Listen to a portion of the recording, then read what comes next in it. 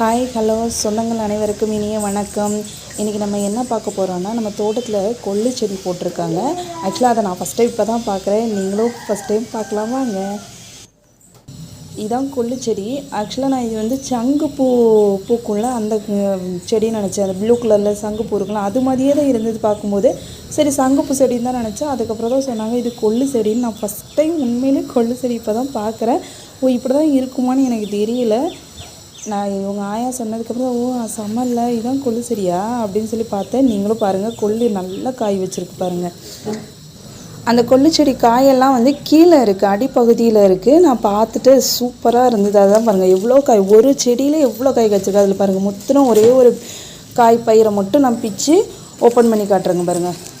ஆக்சுவலாக அது வந்து விதை வந்து சீட்ஸ் வந்து நார்மலாக எல்லா சீட்ஸும் இருக்குல்ல, ஒரு மாதிரி வெந்தய கலரில் அந்த மாதிரி தான் இருக்குது. அது ட்ரை ஆனதுக்கப்புறம் தான் அது இந்த ப்ரௌனிஷ் கலரில் ஆயிடுது.